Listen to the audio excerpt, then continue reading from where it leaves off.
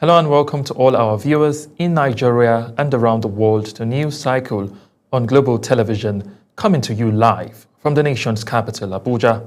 I am Mukhtar Kasim. A quick reminder that Global Television is on DSTV, channel 365, and StarTimes, channel 276. We begin talking politics, where Bayelsa State Governor Doye Diri has formally resigned from the People's Democratic Party, PDP, marking a major political shakeup in the state's leadership. The governor announced his decision during a meeting at the Executive Council chamber of the Bayelsa State Government House, though he did not disclose his next political destination. His exit, which comes barely 24 hours after Enugu State Governor Peter Mbah defected to the All Progressive Congress (APC), was endorsed by 23 members of the Bayelsa State House of Assembly, including the Speaker, signaling a possible mass realignment ahead of the next political cycle. Still talking party politics, immediate past national chairman of the All Progressive Congress (APC), Dr. Abdullahi Umar Ganduje, has congratulated Governor Peter Mbah of Enugu State for his bold decision to defect to the ruling party. Describing the decision as one that is progressive, the former Kano State governor stated that Governor Mbah has shown conviction, clarity and courage, noting that he has chosen national alignment over his division in the interest of the people of Enugu State. On his part, Governor Mbah explained that his decision to join the APC was informed by the need to reshape Enugu and reorganize the politics of the state. This movement is not a whimsical decision. It is a collective decision. It is the entire political family in Enugu State that have now migrated to the progressive. Your Excellency, today is indeed a special day in the history of this state. Today begins a march from the margins. It marks an end of being on the sideline. Moving away from that, the Federal Capital Territory Minister Nyesom Wike says he will soon declare his political party affiliation. The minister stated this at the official flag-off of construction of the main carriageway of the Outer Southern Express, OSEX, within the FCT. Our correspondent, Kabir Hassan, has details of the story. At the flag-off ceremony attended by dignitaries, top government officials, eminent personalities across the country, the FCT minister said he is set to reveal the political platform he will align with. He said the timing will depend on when conditions are right, hinting at strategic calculation ahead of the upcoming election. I'm very happy, but very soon I will speak to Nigerians. I've been watching on daily televisions and social media, people who said,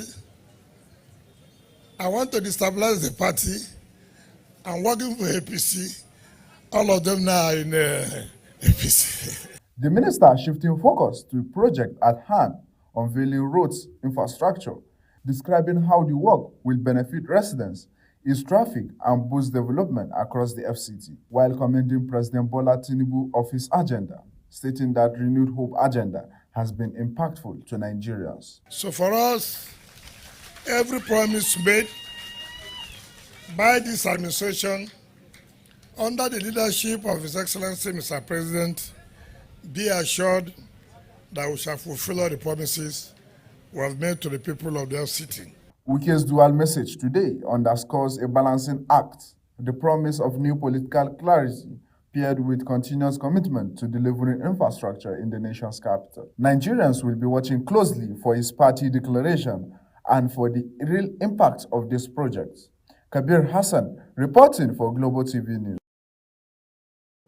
Let's now head to the National Assembly, where the Senate has mandated the federal government to negotiate with the Libyan government to repatriate Nigerian women who have been sexually abused and given birth in the North African nation's prisons. This followed a motion of urgent public importance on the need to protect Nigerians of their human rights and abuses in Libya, sponsored by Senator Anikon Etimbasi, Akwa Ibom North East. Again, Topsy Gimba has details. Anikon Etimbasi said over 1,000 Nigerians repatriated from Libya were said to have been tortured, sexually abused, dehumanized, and even involved in organ harvesting. He urged his colleagues to support the motion to protect Nigerians from these abuses in Libya. The Senate is further aware that Amnesty International, the International Organization of Nigeria, and other credible bodies have documented consistent reports of arbitrary detention, torture, rape, forced labor, and killings of migrants in Libyan detention centers operated by both states and non-state actors. Senator Anthony Ani Ibonsao, Senator Adams Oshomolen Edo North, and Senator Victor Ome Anambra Central supported the motion advising Nigerians to avoid illegal migration to war-torn Libya. Having seconded, with your permission, sir, let me lend my voice to this very important motion. This has been a recurring decimal in our national life. To advise our people, we are in a free country, nobody needs exit visa to travel. But people should be informed that after the collapse of Gaddafi, Libya is no longer what it used to be. There is no reason why an African will find himself in another African country and he will be so or she treated as if he's not a human being. Presiding over the plenary, President of the Senate Godswill Akpabio called for amendment to the prayers. Senator Natasha Akpoti-Odiogan, Kogi Central urged the immigration officers and correctional service to liaise with the Libyan authorities to repatriate Nigerian women who have been sexually abused and given birth in Libyan prisons to be repatriated. This is born out of the fact that numerous Nigerian women who were sex trafficked to Libya and happened to escape the unworthy, unhuman situations were arrested and detained in Nigeria, in the Libyan prisons, and they are being used to satisfy the sexual urges. The amendment was unanimously adopted, and the motion was referred to the Joint Committee on Foreign Affairs, Judiciary to investigate and report back to the plenary. Topsy Gimba, reporting for Global Television News. Still in the National Assembly, the House of Representatives has called for urgent intervention in the lingering dispute between the federal government and the Academic Staff Union of Universities, ASU. Rising under a motion of urgent public importance, member representing Badagry Federal Constituency, Lagos State, Sesi Wingon, drew the attention of the House to the ongoing disagreements between the federal government and ASU, warning that the impasse poses a threat to the stability of Nigeria's tertiary education. National Assembly correspondent Anita Patrick has details. In adopting the motion, the House mandated its leadership, led by Speaker Tajuddin Abbas, to immediately wade into the matter and facilitate a lasting, mutually acceptable resolution between both parties. The House further appealed to the federal government and ASU to exercise restraint, embrace constructive dialogue, and place the interests of students and national development above all other considerations. Mandates the leadership of the House, led by the People's Speaker, the Right Honorable Tajuddin Abbas, to immediately intervene between the federal government and ASU. In another development, the House of Representatives is urging key maritime agencies and the Federal Ministry of Marine and Blue Economy on the establishment of the long-awaited Ibom Deep Seaport project. The resolution followed the adoption of a motion jointly sponsored by Uyime Idem and 8 other lawmakers from Akwa Ibom State. The House observed that marine trade and the blue economy continue to shape global growth, yet Nigeria, particularly Akwa Ibom, has not fully tapped into maritime potential. Nigerian Port Authority, NPA, the Nigerian Maritime Administration and Safety Agency, NIMASA, and other relevant agencies to initiate a collaborative framework with the government of Akwa Ibom State for the establishment and realization of the Ibom Deep Sea Ports. Also, the House has urged the Federal Ministry of Housing and Urban Development to institutionalize a national database of forfeited assets with mechanism for public tracking and civil society oversight to promote accountability and public trust. This was the resolution of the House under a motion by Jafaru Leko, member representing Bogoro, Das, Tafawa, Balewa Federal Constituency, Bauchi State, on the need for transparent and equitable allocation of forfeited Abuja estate handed over to the Ministry of Housing by the Economic and Financial Crimes Commission. Submit a comprehensive report to the House within 60 days on the proposed use allocation criteria and beneficiary selection for the estate. Meanwhile, the House passed 26 bills for first reading. Anie Patrick reporting for Global TV. You are watching the live broadcast of News Cycle. When News Cycle returns, Kenyan government declares 7 days of national mourning for former Prime Minister Raila Odinga. Details coming shortly, plus business and sports stories. On the other side of this break, please stay with us.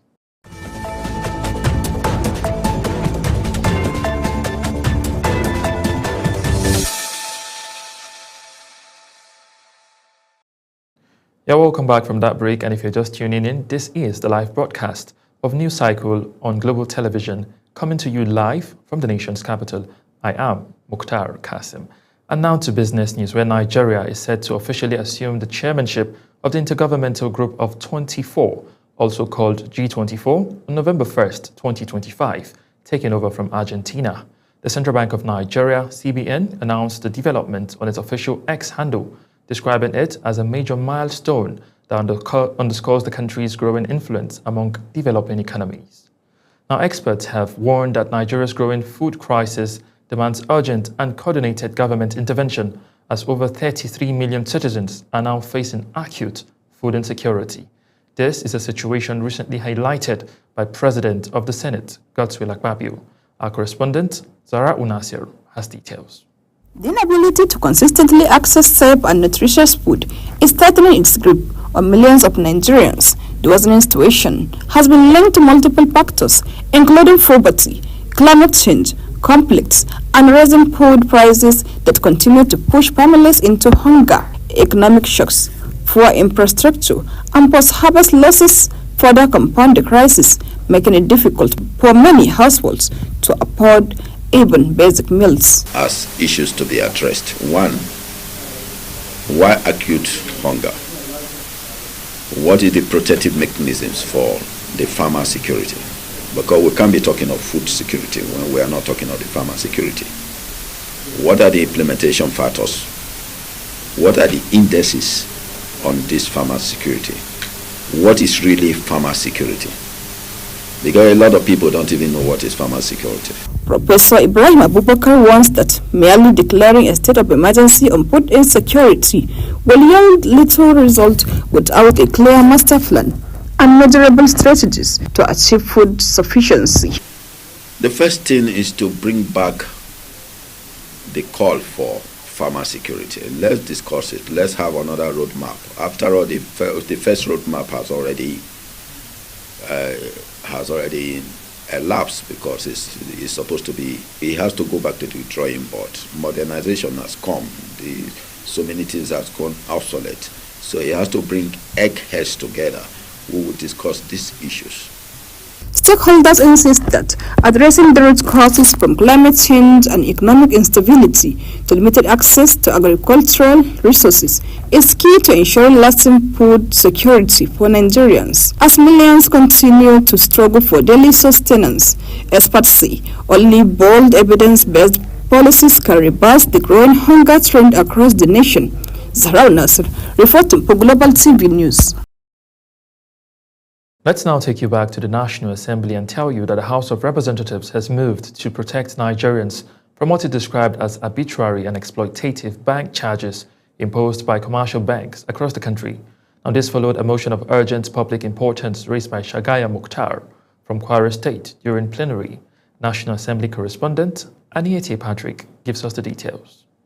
Presenting the motion, Shagaya expressed concern over the growing complaints from bank customers across Nigeria about incessant, arbitrary and unexplained deductions from their accounts by commercial banks.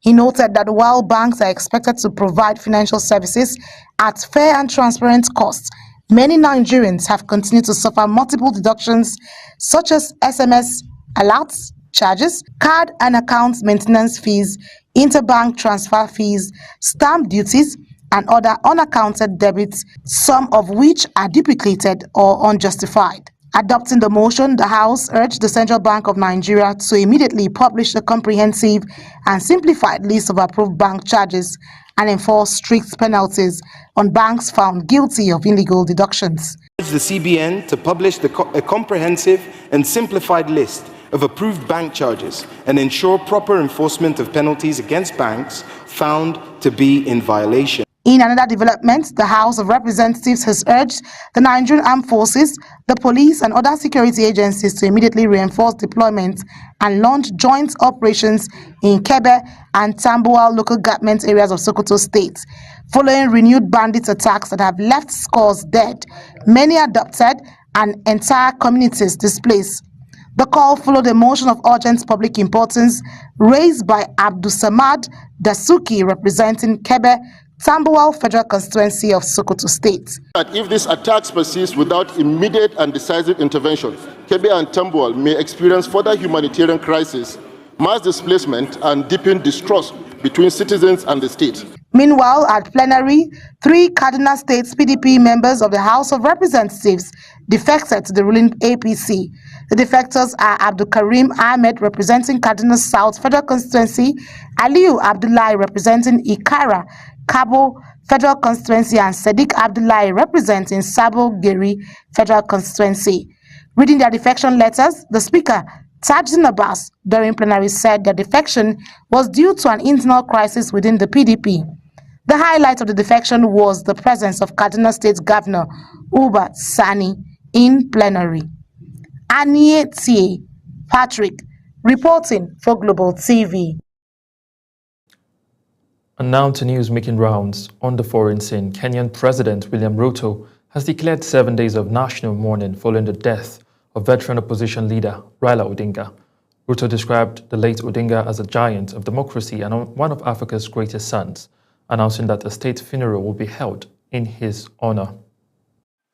I have declared a 7-day period of national mourning, during which the national flag shall fly at half-mast across the Republic of Kenya and in all our missions abroad.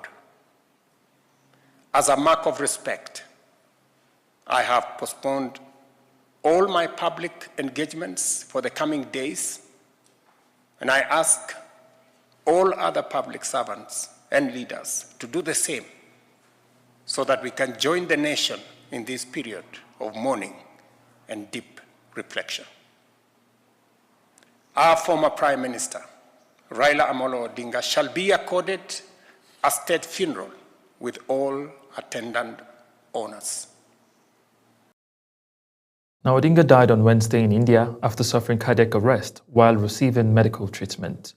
And now moving from Africa to the United Kingdom, where the government has announced a major sanction package targeting Royal's oil producers Rosneft and Lock Oil, alongside numerous vessels linked to the cold shadow fleet. Foreign Secretary Yvette Cooper told Parliament these are among Britain's strongest measures yet to tighten economic pressure on Russia. Our foreign correspondent, Uyi Agbomofuegbe, has details.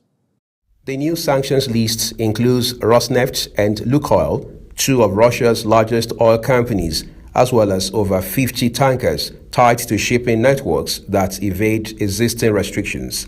Yet Cooper warned that energy revenues must not fuel Moscow's war efforts, saying the UK will not allow Russia hide behind sanctioned vessels and complicity from third-party traders. With immediate effect, we are sanctioning Russia's 2 largest oil producers, Rosneft and Lukoil, the 2 biggest Russian energy firms ever targeted by UK sanctions. Part of an extensive new sanctions package of 90 targets, including refineries around the world that are responsible for importing Russian oil, suppliers of drone and missile components, and 44 shadow fleet vessels. Cooper emphasized the need to target not just oil producers, but the shadow fleets operating in the margins of global trade, asserting that there should be no safe haven for ships facilitating sanctioned oil flows. The package also extends sanctions to complicating actors, including companies in India and China, that enable Russian oil to enter global markets. She further stressed that this move sends a clear signal: Russia must be barred from participating in mainstream energy markets. We're also strengthening our coordination with the EU, who are finalising a new wave of sanctions, and we are urging countries across the world to go further, working with us in targeting Russian oil and gas. She reiterated that alongside these sanctions, the UK will ramp up diplomatic efforts and pressure on states that facilitate illicit oil trade, insisting that unilateral sanctions must be backed by international coordination and enforcement. With these measures, London seeks to strangle a vital revenue stream for Russia's war machine, making a bold statement on economic warfare and signaling the UK's intent to lead the sanctions push on energy. Uyi Agbomofwegbe, reporting for Global TV News. Now to the world of sport. President Bola Tinubu has charged the Super Eagles to secure qualification for the 2026 FIFA World Cup through the playoffs following their emphatic 4-0 victory over Benin Republic. The president congratulated the team for keeping the nation's hope alive with their dominant performance at the Godswill Akpabio Stadium in Uyo, which secured their place in the African playoffs. President Tinubu praised the Super Eagles for their hunger, passion, and determination displayed on the field, noting that the superlative performance has reignited Nigeria's football pride. In the meantime, Nigeria Super Eagles will square off against Gabon in the semi-finals of the African Zone playoffs for the 2026 FIFA World Cup following the conclusion of the group stage. The three-time African champions stormed into the playoffs with an emphatic 4-0 thrashing of Benin Republic, sealing second place in their qualifying group. And Gabon also booked their sport after a 2-0 win over Burundi, aided by Ivory Coast's victory against Kenya, which left the Panthers in second place in Group F. Now that's it on Global TV News Cycle. A quick reminder that Global Television is on DSTV, channel 365, and on StarTimes, channel 276.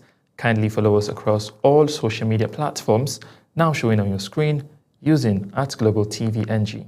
I am Mukhtar Kasim, saying a very big thank you for watching.